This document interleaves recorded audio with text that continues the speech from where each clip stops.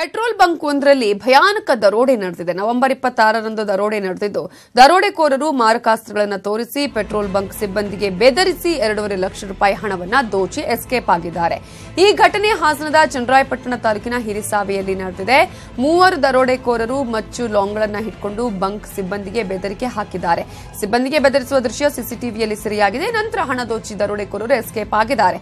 ಅಲ್ಲಿ CCTV camera DVR ಧ್ವಂಸಗೊಳಿಸಿದ್ದಾರೆ. Hirisave police ಠಾಣೆಯಲ್ಲಿ ಪ್ರಕರಣ ದಾಖಲಾಗಿದ್ದು, ಸಿಸಿಟಿವಿ ದೃಶ್ಯಾವಳಿ ಆಧರಿಸಿ ಪೊಲೀಸರು ತನಿಖೆ ಮಾಡುತ್ತಿದ್ದಾರೆ.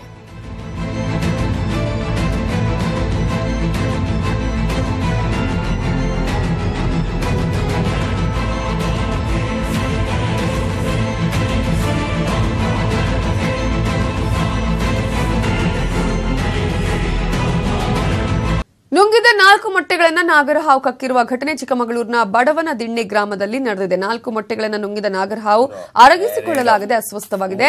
ಸ್ಥಳಕ್ಕೆ ಬಂದ ಉರಗ ತಜ್ಞ ಆರಿಫ್ ಚಿಕಿತ್ಸೆ ಕೊಟ್ಟು ಮೊಟ್ಟೆಗಳನ್ನು ಕಕ್ಕಿಸಿದ್ದಾರೆ.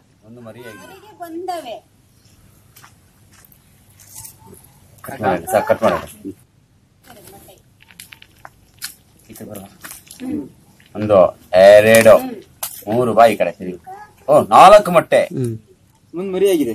ಒಂದು ಮರಿಯಾಗಿದೆ. ಕಟ್ ಮಾಡ ಒಂದು 2 3 ಬಾಯಿ ಕಡೆ ಸರಿ. 4 ಮೊಟ್ಟೆ. ಒಂದು ಮರಿಯಾಗಿದೆ. ಒಂದು ಮರಿಯಾಗಿದೆ.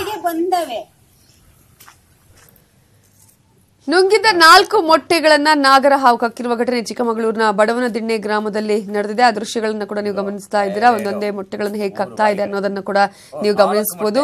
ನುಂಗಿದಂತಹ ಮೊಟ್ಟೆಗಳನ್ನ ಅರಗಿಸಿಕೊಳ್ಳಲಾಗದೆ ಅಸ್ವಸ್ಥವಾಗಿತ್ತು. ಸ್ಥಳಕ್ಕೆ ಬಂದ ಉರಗ ತಜ್ಞ ಆರಿಫ್ ಚಿಕಿತ್ಸೆ ಕೊಟ್ಟು ಮೊಟ್ಟೆಗಳನ್ನ ಕೂಡ ಕಕ್ಕಿಸಿದ್ದಾರೆ. ಒಂದು 2 3 ಬಾಯಿ ಕಡೆ ಸರಿ. 4 ಮೊಟ್ಟೆ. ಒಂದು ಮರಿಯಾಗಿದೆ. ಒಂದು ಮರಿಯಾಗಿದೆ.